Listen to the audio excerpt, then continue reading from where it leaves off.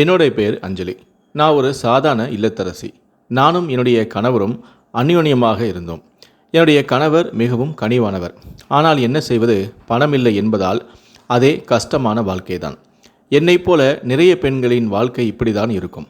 ஆனால் என்னுடைய கஷ்டம் வித்தியாசமானது. எனக்கு திருமணமாகி 6 வருடங்கள் ஆகிறது. இந்த 6 வருடத்தில் 2 பெண் பிள்ளைகளுக்கு தாயாகியும் போனேன். இருவருக்கும் 1.5 வருடம் வித்தியாசம் மட்டுமே இருந்தது. வீட்டு வேலைகளையும் கவனித்து கொண்டு 2 சின்னஞ்சிறு பச்சிளம் குழந்தைகளையும் கவனித்துக் கொள்வது மிகவும் சிரமமாக இருந்தது.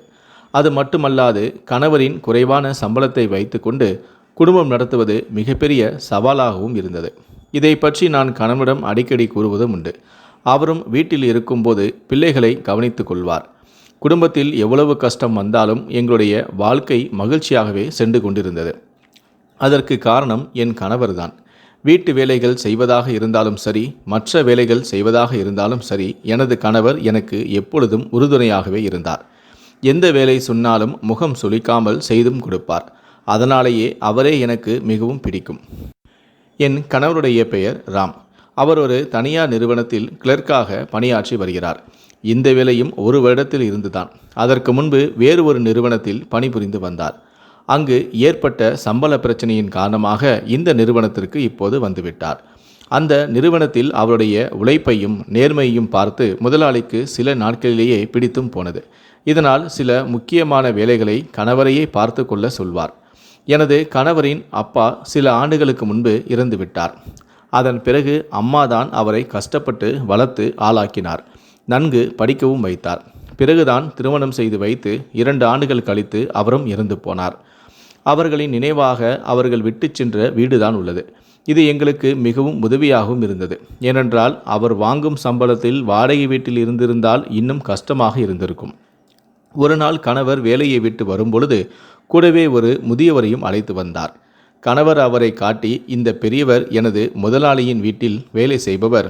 முதலாளி குடும்பத்துடன் திடீரென 3 மாதங்கள் விடுமுறைக்கு சென்று விட்டார். போகும்பொழுது இவரை பார்த்து கொள்ளும்படியும் கூறிவிட்டு சென்றார். இவருக்கென்று சொந்தம் என்று சொல்லிக்கொள்ள யாருமே கிடையாது. இவருக்கு பக்கத்தில் இருக்கும் கிராமம்தான் சொந்த ஊர். நமது வீட்டில் ஏதாவது வேலை இருந்தால் தாராளமாக இவரிடம் சொல்லலாம். இவர் செய்தும் கொடுப்பார். காலையில் வந்துவிட்டு இரவு அவருடைய கிராமத்திற்கு சென்று விடுவார்.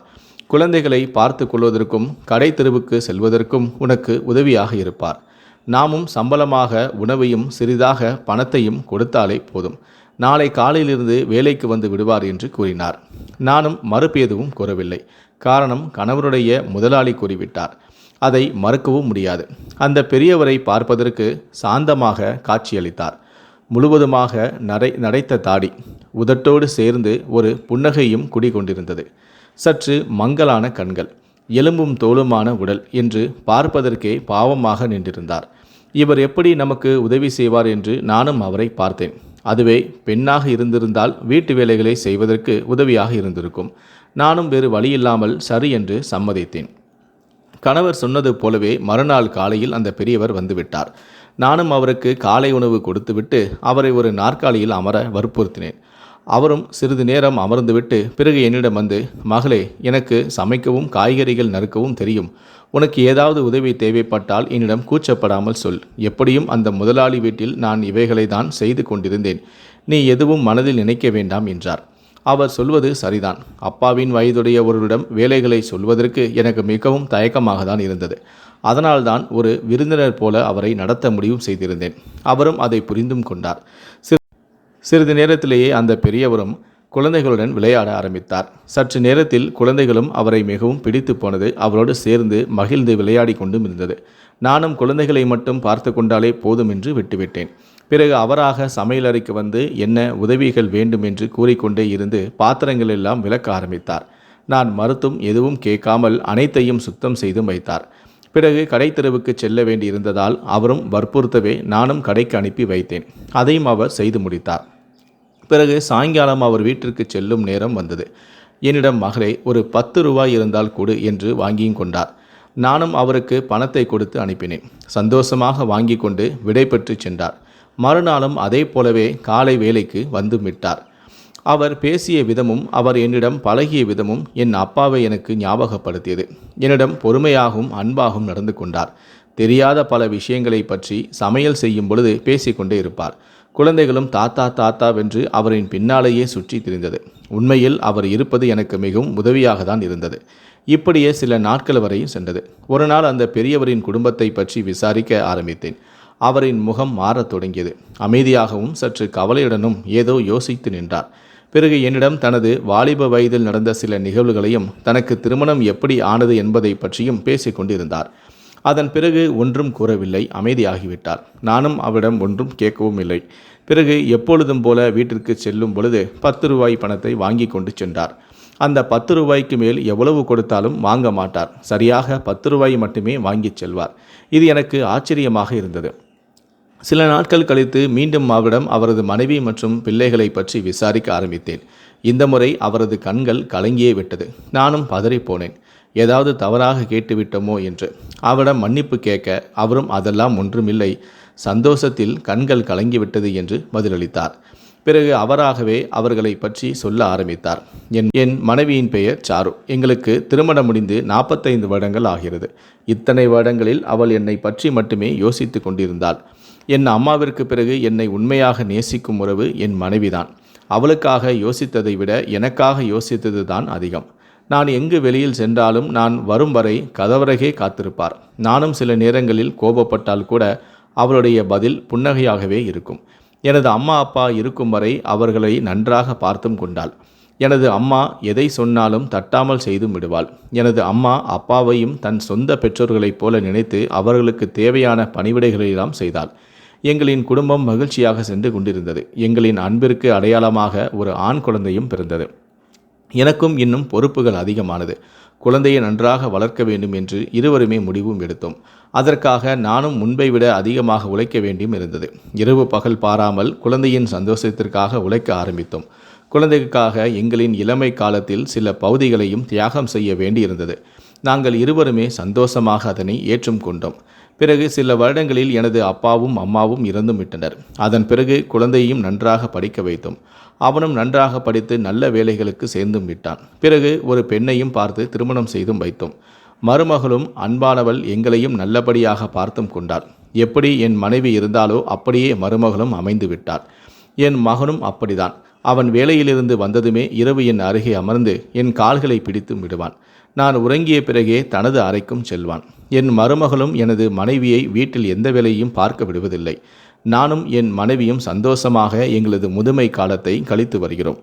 இப்பொழுதும் கூட என் மனைவி எனக்காக காத்து கொண்டுதான் இருக்கிறாள் என்றார். அவர் சொல்ல சொல்ல எனக்கும் கண்களில் சிறிதாக கண்ணீர் எட்டி பார்த்தது.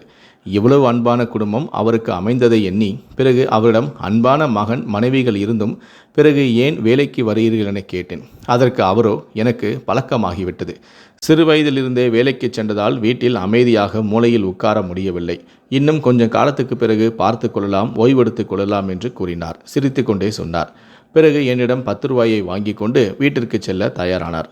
நானும் 10 ரூபாய்க்கு பதிலாக 100 ரூபாயை எடுத்து கொடுக்க அதை அவர் வாங்க மறுத்துவிட்டார். பிறகு 10 ரூபாயை மட்டும் வாங்கி கொண்டு சென்று விட்டார். நானும் என் கணவர் வீட்டிற்கு வந்த பிறகு பெரியவர் கூறிய அனைத்தையும் கூறினேன். வயதான காலத்தில் நாமும் இது போலவே இருக்க வேண்டும், நமது பிள்ளையையும் அதை போலவே வளர்க்க வேண்டும் என்று கூறிக்கொண்டிருந்தேன். கணவரும் அந்த பெரியவரின் மனைவி போலதான் உன்னுடைய குணமும் என் மேல் உயிரையே வைத்திருக்கிறாய் என்று என்னை புகழ்ந்து கொண்டிருந்தார். மறுநாள் குறித்த நேரத்திற்கு பெரியவர் வரவில்லை. நானும் அவருக்கு வேறு ஏதாவது வேலை இருந்திருக்கலாம், பிறகு வருவார் என்று விட்டுவிட்டேன். ஆனால் அன்று முழுவதும் அவர் வரவே இல்லை. நானும் சற்று குழப்பமாக போனேன். அப்பா பிறகு நாளை வருவார் என்றும் விட்டுவிட்டேன். அதற்கு அடுத்த நாளும் பெரியவர் வரவில்லை. எனக்கு சற்று யோசனையாக இருந்தது. எங்கே பெரியவருக்கு உடல்நிலை ஏதும் சரியில்லாமல் போய்விட்டதோ என்று. நானும் அவரது வீட்டில்தான் அனைவருமே உள்ளார்களே, நன்றாக கவனித்துக் கொள்வார்கள் என்றும் விட்டுவிட்டேன். அடுத்தடுத்த நாளும் பெரியவர் வரவில்லை. எனக்கு சற்று பதட்டமானது. அவருக்கு என்ன ஆகியிருக்குமோ என்று சிந்தனை இன்னும் அதிகமானது. இதை பற்றி அலுவலகத்திலிருந்து வந்த கணவரிடம் தெரிவித்தேன். அவரும் சற்று பதட்டமானார். பெரியவருக்கு ஏதாவது ஆகியிருந்தால் முதலாளிக்கு என்ன பதில் சொல்வது என்று கணவரும் பயந்து போனார். பிறகு இருவரும் முடிவெடுத்து பெரியவரின் வீட்டிற்கு சென்று பார்த்து விடலாம் என்று முடிவும் எடுத்தோம். எங்களுக்கும் அதுதான் சரி எனப்பட்டது. பிறகு பெரியவர் குறிப்பிட்ட கிராமத்தை அடைந்து அவரை பற்றி விசாரிக்க ஆரம்பித்தோம். அவர்களும் ஒரு வீட்டை காண்பிக்க அங்கு சென்று பார்த்தோம். அங்கே வீட்டினில் யாரும் இருப்பதாக தோன்றவே இல்லை. வீடும் சில மாதங்களாக உபயோகப்படுத்தாமல் இருப்பதை போன்று தோன்றியது. எனக்கு இது சற்று ஆச்சரியமாக இருந்தது. உள்ளே சென்று பார்க்க பெரியவர் ஒரு கட்டிலில் இருமியபடியே படுத்து இருந்தார். நாங்களும் பதறிப்போய் அவர் அருகே அமர்ந்தோம். அவரும் எங்களை அடையாளம் கண்டு கொண்டு எழுந்து உட்கார்ந்தார். பிறகு எங்களிடம், எனக்கு 2 நாளாக காய்ச்சல் வந்துவிட்டது, அதனால் தான் வேலைக்கு வர முடியவில்லை. காய்ச்சல் சரியானதும் நானே வந்து விடுகிறேன் என்றார். நாங்களும் ஒன்றும் கூறவில்லை. பிறகு அவரிடம், உங்களது மகன், மருமகள் மற்றும் மனைவி எங்கே என விசாரித்தோம். அவரும் ஒன்றும் கூறாமல் சிறிது நேரம் அமைதியாக இருந்துவிட்டு பின்பு தடுமாறி எழுந்தார். எழுந்து எங்களை அழைத்து கொண்டு கொல்லைப்புற கதவை திறந்தார். அங்கே சற்று தூரத்தில் ஒரு சமாதி மட்டுமே இருந்தது. எங்களுக்கு சற்று பயமாக தான் இருந்தது. பின்பு என்னையும் கணவரையும் சமாதியின் அருகே அழைத்துச் சென்று அதனுடன் பேச ஆரம்பித்தார். இங்கே பாரம்மா, நான் உன்னிடம் அடிக்கடி சொல்லி கொண்டிருப்பேன் அல்லவா, நான் புதிதாக ஒரு வீட்டில் வேலை செய்கிறேன் என்று. அவர்கள்தான் உன்னை தேடி வந்திருக்கிறார் என்றார். பிறகு அங்கேயே சிறிது நேரம் இருந்துவிட்டு வீட்டிற்குள் அழைத்து வந்தார். பிறகு நான், உங்கள் மகனும் மருமகளும் எங்கே என்று கேட்க ஒரு அறைக்கு அழைத்து சென்றார். நாங்களும் அவருடன் சென்று பார்க்க அங்கே மகனும் மருமகளுடைய ஒரு ஃபோட்டோ மட்டுமே மாற்றப்பட்டிருந்தது. அது சில வருடங்களுக்கு முன்பு எடுக்கப்பட்டிருந்தது. இதை பார்த்த என் கணவர் ஆச்சரியமடைந்தார். காரணம், அந்த ஃபோட்டோவில் உள்ளது தனது முதலாளி மற்றும் அவரது மனைவி என்பதை புரிந்தும் கொண்டார். பிறகு பெரியவரும் மெதுவாக தன்னுடைய கட்டிலில் அமர்ந்து கொண்டார். எங்களையும் அமரச் சொல்ல நாங்களும் அமர்ந்து கொண்டோம். நாங்களும் எதற்காக எங்களிடம் பொய் சொன்னீர்கள் என்பதைப் போல பார்த்தோம். அதை அவரும் புரிந்து கொண்டார். பின்பு அவராகவே பேசவும் ஆரம்பித்தார். என் மனைவியை பற்றி சொன்னது அனைத்தும் உண்மைதான். நான் சொன்னது போலவே என்னையும் எனது பெற்றோர்களையும் அவள் அன்பாக கவனித்தும் கொண்டாள். நான் எனது மனைவியை நினைத்தது போலவே மகனையும் நல்லபடியாக வளர்த்தோம். நான் பல வருடங்களாக ஒரு வீட்டில் வேலை பார்த்தேன். அந்த முதலாளியும் நல்லவர்தான். அவர் சொல்லும் வேலைகளை எதையுமே தட்ட மாட்டேன். சில நேரங்களில் முதலாளியோடு 4-5 நாட்கள் வியாபார விஷயமாக சென்று விடுவேன். அந்த நேரங்களிலெல்லாம் என் மனைவிதான் தவித்து விடுவாள். எப்பொழுதும் என்னை எதிர்பார்த்து கதவருகே காத்தும் நிற்பாள். முதலாளிக்கு ஒரு பெண் குழந்தையும் இருந்தாள்.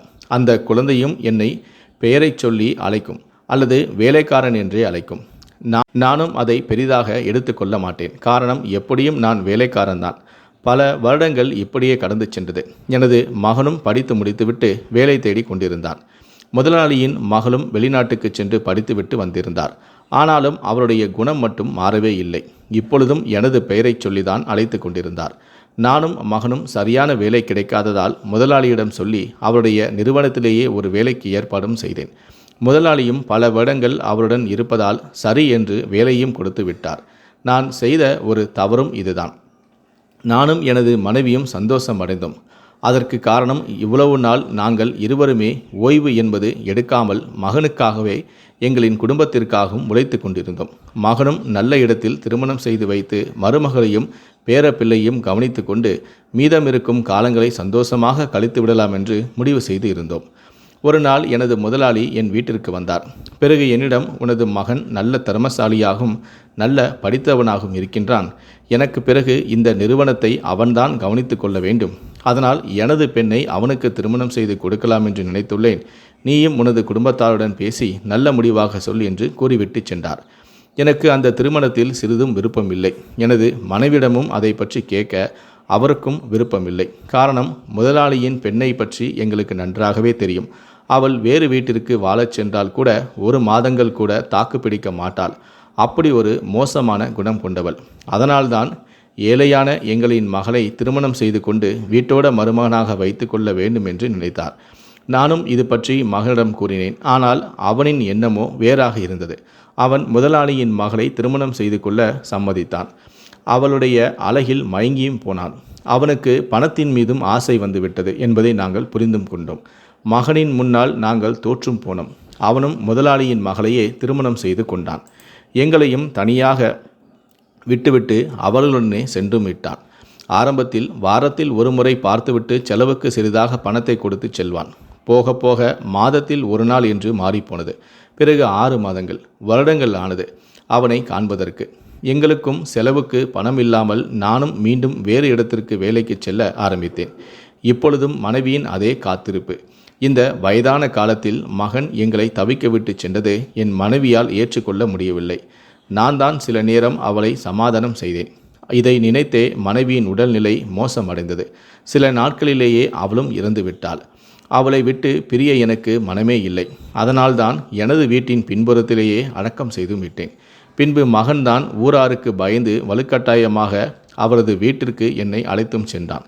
எனக்கு வயதான காலத்தில் எங்கே செல்வது என்று தெரியாமல் அவனுடன் சென்றேன். அங்கேயும் மருமகள் தன்னை மாமனார் என்று கூறிக்கொள்ள வெட்கப்பட்டார். எப்பொழுதும் போல வேலைக்காரன் என்றே அழைத்தார். இதை மகனும் கண்டுகொள்ளவும் இல்லை. மருமகளை காணும் போதெல்லாம் என் மனைவியின் நினைவுதான் வரும். ஏனென்றால் எனது அப்பா அம்மாவிற்கு அவள் எவ்வளவு பணிவிடைகளை செய்தாள் என்று. நானும் அந்த வீட்டில் வேலைக்காரனைப் போலவே நடத்தப்பட்டேன். இருந்தாலும் நானும் எனது மனைவியும் வாழ்ந்த இந்த வீட்டை விட்டு பிரிவதற்கு மனமில்லை. இரவு நேரங்களில் இங்கே வந்து தங்கியும் கொள்வேன். அப்பொழுதெல்லாம் என் மனைவி எனக்காக காத்திருப்பதைப் போலவே எனக்கு தோன்றும். இதற்கிடையில்தான் உங்களின் முதலாளியாக எனது மகன் வெளிநாட்டுக்கு சென்று விட்டான். நானும் உங்கள் வீட்டிற்கு வந்தேன். அந்த வீட்டில் என்னை சாப்பிட்டு விட்டாயா என்று கேட்பதற்கு கூட ஆளில்லை. ஆனால் உங்கள் வீட்டில் என்னை அன்பாக கவனித்து கொண்டீர்கள். இதைத்தான் என் மனைவிடம் சொல்லி கொண்டிருப்பேன் என்றார். நாங்களும் அவரின் கதையை கேட்டு வருத்தப்பட்டோம். பின்பு நான் எதற்காக தினமும் 10 ரூபாய் வாங்கி வந்தீர்கள் என்று கேட்க அவரோ, எனது மனைவிக்கு அகர்பத்தியின் வாசனை மிகவும் பிடிக்கும், அதனால்தான் தினமும் அதை வாங்கி வந்து அவருடைய சமாதியில் வைத்து விடுவேன் என்றார். அவர் மனைவியின் மீது வைத்திருந்த அன்பு எங்களை புல்லரிக்க வைத்தது. நாங்களும் அவரிடம் சிறிது நேரம் பேசியிருந்துவிட்டு கிளம்பினோம். பிறகு கொஞ்சம் பணத்தையும் கொடுக்க அவர் வாங்க மறுத்து விட்டார். பிறகு எங்களிடம் உங்களால் முடிந்தால் அகர்பத்தி பாக்கெட்டுகளை வாங்கி தருமாறு கேட்டுக்கொள்ள எனது கணவரும் வேகமாக சென்று அதை வாங்கி வந்து கொடுத்தார். வரும்பொழுது என் கணவரிடம் அந்த பெரியவர் அழுது கொண்டே, எனக்கு ஏதாவது ஆகிவிட்டால் உங்கள் முதலாளியிடம் சொல்லி எனது மனைவியின் சமாதி அருகே புதைத்து விடும்படியும் கூறினார். அவர் கூறியதை கேட்டதும் என் கணவர் ஒரு நிமிடம் அழுதுவிட்டார். நாங்களும் பக்கத்தில் இருந்தவர்களிடம் அவரை பார்த்து கொள்ளும்படியும் சொல்லிவிட்டு, ஏதாவது என்றால் எங்களை தொடர்பு கொள்ளுங்கள் என்று தொலைபேசி எண்களையும் கொடுத்து விட்டு வந்தோம். எங்களுக்கும் அந்த பெரியவரை நினைத்து கவலையாக தான் இருந்தது. மறுநாள் எங்களை தொடர்பு கொண்ட பக்கத்து வீட்டுக்காரர்கள் பெரியவர் இறந்துவிட்டார் என்ற துயரமான செய்தியை தெரிவித்தனர்.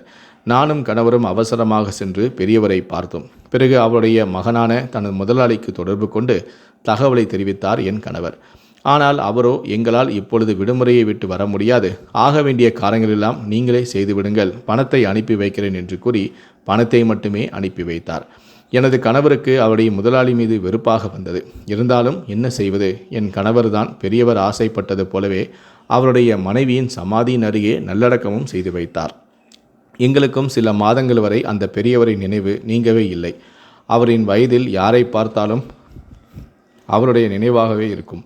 இதுபோல நிலைமை யாருக்கும் வரக்கூடாது என்பதை கடவுளிடம் பிரார்த்தித்து கேட்டுக்கொள்வோம். இந்த வீடியோவை பற்றிய உங்களுடைய கருத்துக்களையும் தாழ்மையான கருத்துக்களையும் தெரிவிக்கவும். நன்றி.